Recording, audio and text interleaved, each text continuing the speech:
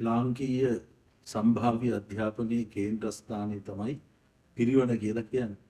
අනුරුදු මිහිඳු මහ රහතන් වහන්සේ මේ රටට වැඩම කොට බුදුදහම හඳුන්වා දීමත් සමග ලාංකීය අධ්‍යාපනයේ විහාරස්ථාන මුල් කරගෙන ආරම්භ වුණා.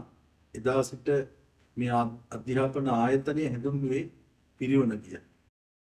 මේ ක්‍රමක්‍රමයෙන් විකාශනය වී ගොස් වර්තමානයේ වෙනකොට මේ රටේ පිරිවෙන් 825ක් පමණ ක්‍රියාත්මක වෙන ඉතාම දැවැන්ත අධ්‍යාපන ක්‍රියාවලියක් සිදු කරන ආයතනයක් හැටියට අපට හඳුන්වන්න පුළුවන්කම තියෙනවා.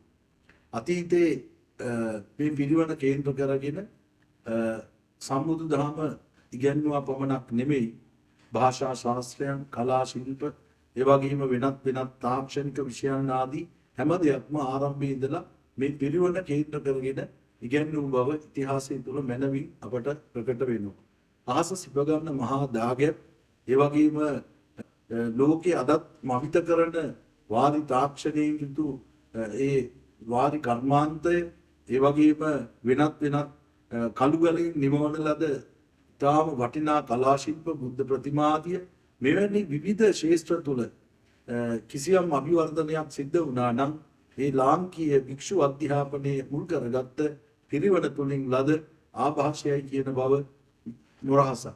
ඒ නිසා එවැනි අනවිභවනීය ඉතිහාසයක් තියෙන අධ්‍යාපන ආයතනයක් වූ පිරිවන පෘතුගීසි, ලන්දේසි, ඉංග්‍රීසි වැනි විජාතික ආක්‍රමණ වලින් ක්‍රමයෙන් පරිහානියටපත් වුණත් නැවතත් මහනුවර රාජධානි සමයේ වර්තමාන සම්බුද්ධ ශාසනයේ පුනර්ජීවයක් ඇති කළ බෝධිසත්ව ගුණෝපේත වැලිමිට ශ්‍රී සරණංකර සංඝරාජෝත්තමයන් වහන්සේ නියමකන්ද පිරිවනින් ආරම්භ කළ මේ ලාංකීය වර්තමාන පිරිවෙන් අධ්‍යාපනයේ ක්‍රමයෙන් විද්‍යෝදය, විද්‍යාලංකාර වැනි ආයතන හරහා රටෙහි ශාඛා ප්‍රශාඛා වශයෙන් ව්‍යාප්ත වූ අද වෙන විට මූලික පිරිවෙන්, මහ පිරිවෙන්, විද්‍යායතන පිරිවෙන් වශයෙන් පිරිවෙන් වර්ග 3කින් සමන්විත පිරිවෙන් 825ක් පමණ රටේ ක්‍රියාත්මක වෙනවා.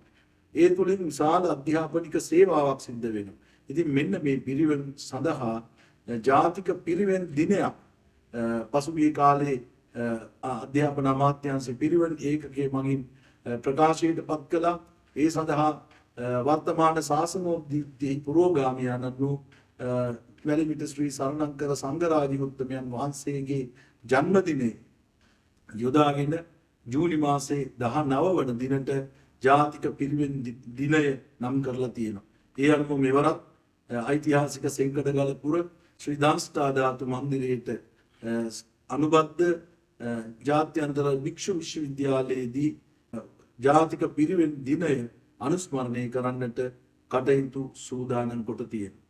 ඒ නිසා වර්තමාන සම්භාව්‍ය අධ්‍යාපනයේ කේන්ද්‍රස්ථානයේ අදටත් අනවිභවනීය සේවාවක් ඉටු කරන මේ පරිවේන ස්ථාන තුල අධ්‍යාපනය ලබන ගිහි පැවිදි ශිෂ්‍ය ප්‍රජාවට යම්කිසි උද්‍යෝගයක්, කිසියම් අභිමානයක් ඇති කරන්නට මේ ජාතික පිරිවෙන් දිනය තුලින් විවිධ වැඩසටහන් සම්පාදනය කරලා තියෙනවා. ඒ පිළිබඳ ඒ අදාළ සියලු දෙනාට අපගේ බලවත් ප්‍රසාදයක් පළ කරන්නට මේ අවස්ථාවක් කරගන්න.